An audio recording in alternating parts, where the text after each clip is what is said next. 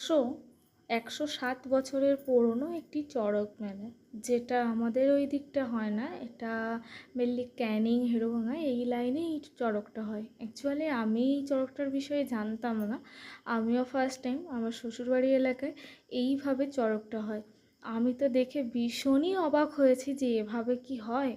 তো আমরা মেনলি জেনে থাকি যে চড়ক যে বাঁশের ঝাঁপ পড়ে ওটাই, কিন্তু এটা যে হয় আমার সত্যিই জানা ছিল না। নতুন জায়গা এবং নতুন অভিজ্ঞতা, বেশ ভালো লাগলো। তোমরা কারা কারা এই চড়কটা দেখেছো তারাও কিন্তু আমাকে একটা কমেন্ট করে জানাতে পারো। এই চড়কে ভীষণ ভীষণ লোক হয়, ভীষণ মেলা বসে, আর অনুষ্ঠানও 2-3 দিন হয় সম্ভবত, আমাকে বলছিল। তো আমি অত ডিটেলসে জানি না, 2-3 দিন হওয়ার কথা আছে বা এর থেকে বেশিও হতে পারে। আমিও যেহেতু ফার্স্ট টাইম, যদি এই চড়কের বিষয়ে বা মেলার বিষয়ে বা কোনো সময় যে গিয়ে থাকি, তাহলে অবশ্যই আপনাদেরকে জানাবো যে কতদিন হয় বা কী হয়। অবশ্যই জানাবো। যেদিন চড়ক ছিল সেদিন যাত্রাপালা ছিল, অনুষ্ঠান ছিল।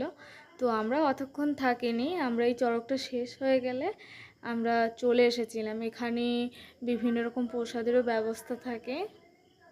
তো কারা কারা এই চড়কটা ফার্স্ট টাইম দেখছো আমাকে কিন্তু অবশ্যই কমেন্ট করে জানাতে কিন্তু ভুলো না, কারণ এটা একটা নতুন অভিজ্ঞতা এবং নতুন বিষয়। এখানে অনেক মানুষেরা ওঠে, সম্ভবত বলছিল দুটো চড়কের দুটো ধাপ হয়। মানে মেনলি আমি বলতে চাইলাম, একটা হচ্ছে বাঁশের মাথা থেকে যেটা ঝাঁপ পড়ে সচরাচর আমাদের দিকে হয়, তো সেটা, আর এই একটা দুটো।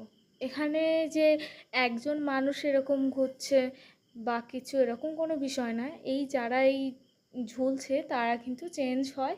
এবং নিচেই যে দড়িটা দেখতে পাচ্ছেন, যে ধুতি পরে আছে ওনার পায়ের কাছ থেকে দড়িটা, ওই দড়িটা ঘোরায়, তাহলে নিচে থেকে ওটাকে ঘোরায়, রাউন্ড করা থাকে।